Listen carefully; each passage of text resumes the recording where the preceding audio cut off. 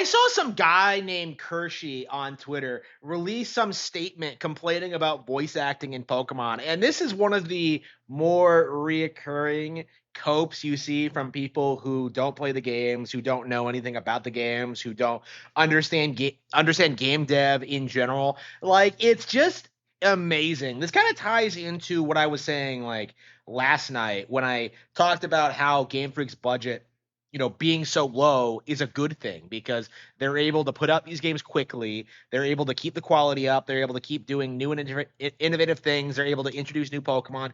And clearly the formula works.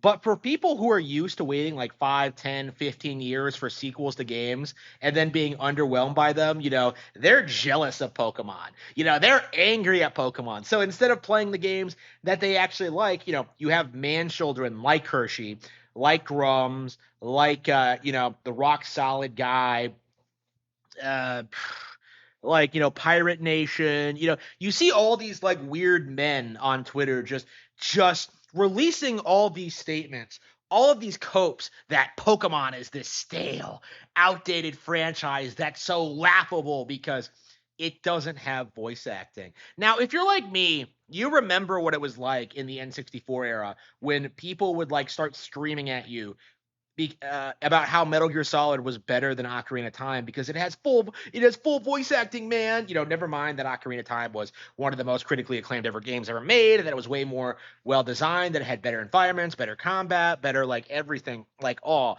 But the story and the voice acting is what makes Metal Gear awesome. That was always the mindset from these people, was just talking up like superfluous things that nobody notices or that nobody cares about to downplay like superior Nintendo products. And this is a really good example because you're not seeing people talk about like, Pokemon. You're not seeing people talk about the experience of catching them, raising them, battling them, because that's been consistently good for 30 years. No, no, no. They have to hyperfixate on things that really don't matter at all. Like, oh man, like Sword and Shield were the first ever console game, so they should have had a huge uptick in quality.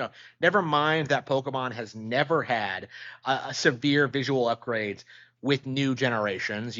Completely just don't even like look at, just compare like Ruby and Sapphire versus other Game Boy Advance games. The sprite work's not as good. They don't have as much depth put into them. They're not like, super elaborate, but at the same time, Ruby and Sapphire were the best-selling games on Game Boy Advance. Just like Scarlet and Violet are some of the best-selling games on Switch 1. And that's definitely one of the things that we've been seeing a lot of recently is just people just want to like look at surface level stuff, complain about nothing, and then just completely ignore what Pokemon does better than pretty much every other video game franchise on the planet. Because we have gotten new games consistently every 3 years since release. We have successful spin-off titles. We have like, brand synergy with the trading card game, with the anime and all that. Like, to me, every time I see some man complain about Pokemon, whether it's a VTuber or anyone else, like I just see someone who's just a terminally online weirdo who is just comparing Pokemon to far less successful franchises. And that's the thing that these people don't like acknowledging, is that Game Freak's strategy of keeping the budget low is paying off for them very, very well, because people are still buying the games. They're actually selling more than they used to. Like, they're huge success stories. They look great. They play great. They innovate every entry. Like, what exactly is the problem?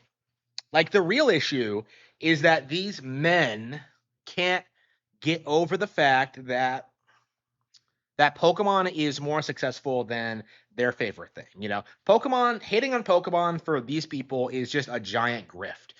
Like Smash JT is trying to like gaslight people into thinking that like the games are woke now, and yet, I'm sitting here, thinking back to when people were saying that Sword and Shield were woke.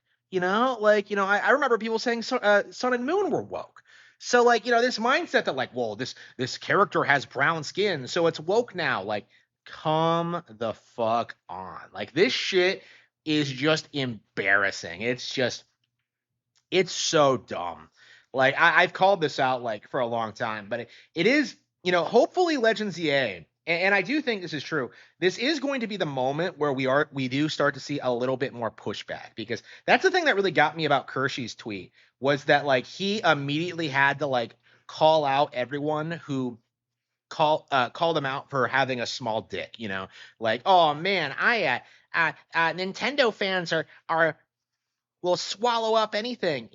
Yeah, if it's high quality, like they act like people are just religiously supporting Pokemon just because it's Pokemon, and not because this is a brand that we have played and enjoyed for 30 years consistently, with no drop in quality, with consistent releases, with no real like weird like divergences from what people actually like the brand for. It's kind of shocking when you compare like Pokemon to something like, say, Grand Theft Auto. I mentioned the other day that Pokemon Go by itself has generated almost as much in revenue as Grand Theft Auto 5 on a fraction of the budget, and that's not even a mainline game. So when you take into like situations like that, like you really start to understand just how successful of a brand Pokemon actually is. And all of this whining about the mainline games is at a certain point going to completely implode. And that's what I think we're starting to see, with Legends EA, and I'm sure with the Risa Pokepia and Gen 10, like you're gonna see these really successful, like really popular games come out, and you're gonna see like these 30-year-old boomers just come out and start crying about like, well, there are only 150 Pokemon. Like you're gonna see a lot of people like try and be elitist about this. Like Pokemon was better when I was a kid. Like it's just laughably stupid. And at a certain point, it's going to end the same way that the Gen 1ers ended, where it just ends with like a whimper. These guys started off as like this huge cultural thing, like people were sick of Pokemon, they were tired of it, and they were ready to fight to the death to make sure Pokemon failed. And then like what happened? It just died down into nothingness. Like Gen 6 was in a lot of ways the end of like Gen 1ing, and this is kind of the second phase of that, where the people who grew up with Gen 6 now are now doing the same things that Gen 1ers did back in the day. That's how successful of a brand Pokemon is where people are now pretending that it's jumped the shark twice. Like you just can't take it seriously. You just absolutely can't take it seriously, especially when you see like right-wing grifters who have never even played the games try and latch onto it. Smash JT, Stuttering Craig, Drums. Like none of those guys have any credibility. Nobody's gonna listen to them. Who cares what they think? You know, like fucking Craig was making fun of Pokemon in like 2008. So like forgive me if I don't take these boomers like all that seriously, and that like I continue enjoying my Japanese role-playing game to my heart's content. And I know in my heart of hearts that I will not be the only one.